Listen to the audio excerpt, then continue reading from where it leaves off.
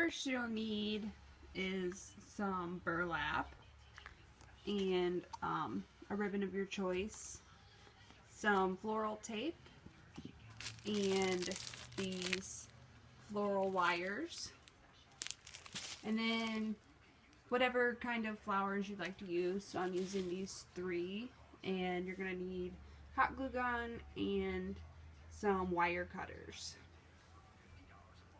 Next, what you'll need to do is take the flower that you're going to be using and clip it till it's about 1.5 inches long, and just clip it off. And then you need that flower. Then you take your next flower and you clip that off about the same length. So then you have that. And then you take your third flower. You can use however many flowers you'd like to use, and you clip that one off just about the same length as the other 3, or the other 2. So then you have your 3 little flowers like that. Next, you'll take all 3 flowers and hold them together by the end of the stems, and you'll take a small piece of the floral wire and you will wrap it around as tightly as you can around the 3 stems to hold them together. And at first this is a little bit challenging, but after you get the hang of it, it's pretty easy. And you just wrap it around.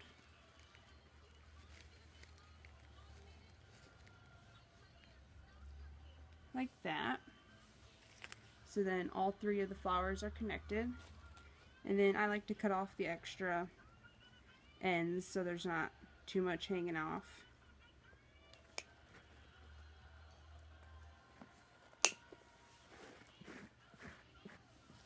So then you have those 3 are connected like that. Next, you're going to need your floral tape, which you can get at like Hobby Lobby or a craft store. It's this sticky type tape, and you take it and you have the end of your flowers that look kind of like this, and make sure that your wire's wrapped all the way around so it's not poking you.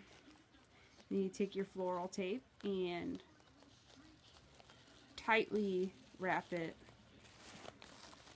around, and it's really sticky tape, so it's easy to wrap, and wrap it real good.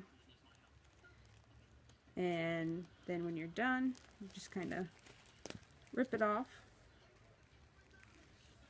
and then it kind of molds to the flower so that it looks like that, so it's a nice clean looking end point. Next comes kind of the tricky part, but it's not too bad.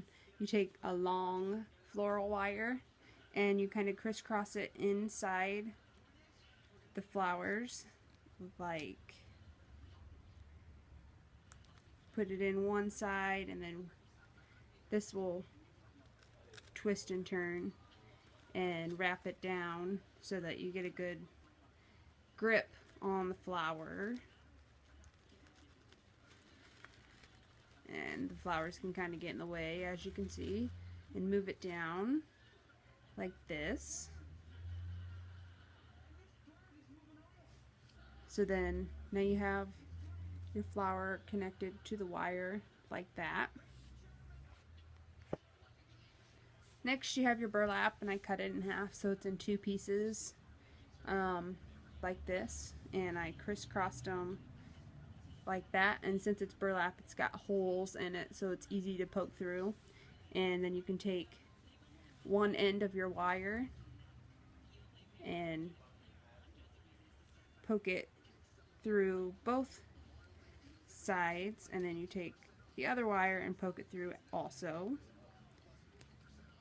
and you pull it down all the way. So then your flowers are connected to the burlap as closely as they can get, and then you take the end. As you can see, the wire is through the burlap, and then you take the 2 wires and you twist them as tight as you can get them around, like so.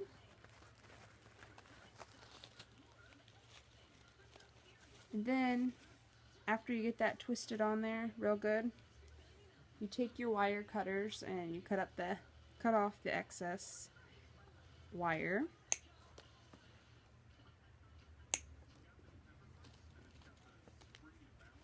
Like that. So now you have that all connected like that. Next, I took a leaf off of this plant and just cut it down so that it's about an inch and a half long at the stem.